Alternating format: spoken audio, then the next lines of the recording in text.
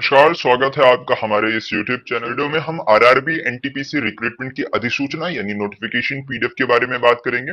इसके eligibility criteria, selection process, syllabus, exam pattern and application process, इन सभी चीजों के बारे में डिटेल में बात करेंगे। अगर आप हमारे चैनल पर नए हैं तो प्लीज चैनल को सब्सक्राइब कर लीजिए।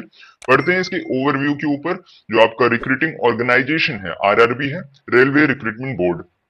एनटीपीसी के विभिन्न पदों पर आपकी जो भर्तियां होने वाली हैं वो कौन से पद है मैं आपको बता देता हूँ। सबसे पहले जूनियर क्लर्क कम टाइपिस्ट, फिर उसके बाद accounts clerk come typist, junior time keeper, trains clerk, commercial come ticket clerk, traffic assistant, goods guard, senior commercial come ticket clerk, senior clerk come typist, junior account assistant come typist, senior time keeper, commercial apprentice and station master.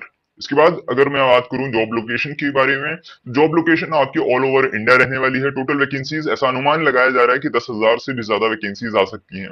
ये जो मैं आपको बता रहा हूँ 10,000 से भी ज्यादा अनुमान की बात, ये एक्सपर्ट्स की राय है क्योंकि अभी नोटिफिकेशन पीडीएफ नहीं आया है। ऐसा अनुमान लगाया जा रहा है कि जुलाई के फर्स्ट वीक तक आपका नोटिफिकेशन पीडीएफ आ जाएगा। ये सारी चीजें जो अनुमान है, जो प्रिडिक्शंस है, ये सारी एक्सपर्ट्स की राय है जो इस फील्ड में काफी सालों से हैं, जिनका प्रिडिक्शंस हमेशा सही होता है। एंड ये चीजें हम अलग अलग वेबसाइट्स, अलग अलग यूट्यूब वीडियोस, अलग अलग न्यूज सोर्स में हम इंफॉर्मेशन गेन करने के बाद बता रहे हैं। मोड ऑफ एप्लीकेशन आपका ऑनलाइन रहने वाला है। एंड एजुकेशन क्वालिफिकेशन की बात करें तो 12वीं पास, या फिर अगर आपने स्नातक कर लिया है, इंग्लिश में कहे तो ग्रेजुएशन कर लिया है, तो आप इन पदों पर अप्लाई कर सकेंगे जिनका मैंने पहले ही जिक्र कर दिया।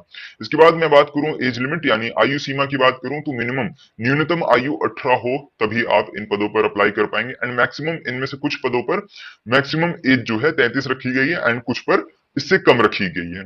अब चयन प्रक्रिया यानी सिलेक्शन प्रोसेस की बात करें तो आपको पहले दो चरण में कंप्यूटर बेस्ड टेस्ट यानी सीबीटी 1 सीबीटी 2 आपको देना पड़ेगा, देन स्किल टेस्ट, फिर डॉक्यूमेंट वेरिफिकेशन, मेडिकल टेस्ट, फिर ज्वाइनिंग लेटर वगैरह।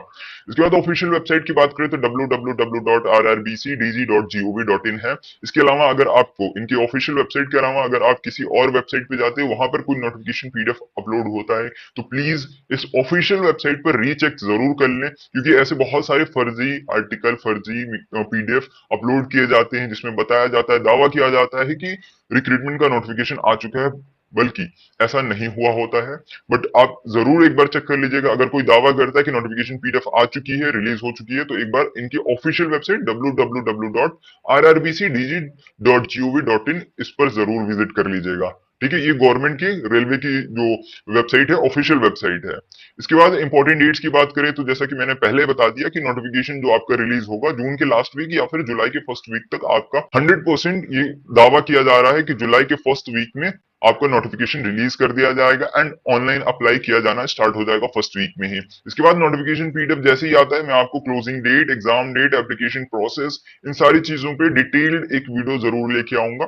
इसके बाद सिलेक्शन प्रोसेस, चयन प्रक्रिया के बारे में मैं आपको बता दूं कि जैसा कि मैंने पहले ही बता दिया है कि पहले दो चरणों में आपका सीबीटी यानी कंप्यूटर बेस्ड टेस्ट होगा, उसके बाद टाइपिंग टेस्ट, स्किल टेस्ट, और इसका अल्टरनेटिव एप्टीट्यूड टेस्ट भी हो सकता है। इसके बाद document verification and last medical examination, फिर ज्वाइनिंग लेटर वगैरह। ठीक है, इसके बाद सैलरी ओवरव्यू की बात कर लेते हैं। जो 12वीं पास जो पद हैं उन पर अप्लाई करने वाले हैं अगर आप, तो आपका जो शुरुआती मासिक वेतन रहने वाला है 19,900 रुपए से लेकर 21,700 रुपए प्रति माह रहेगा।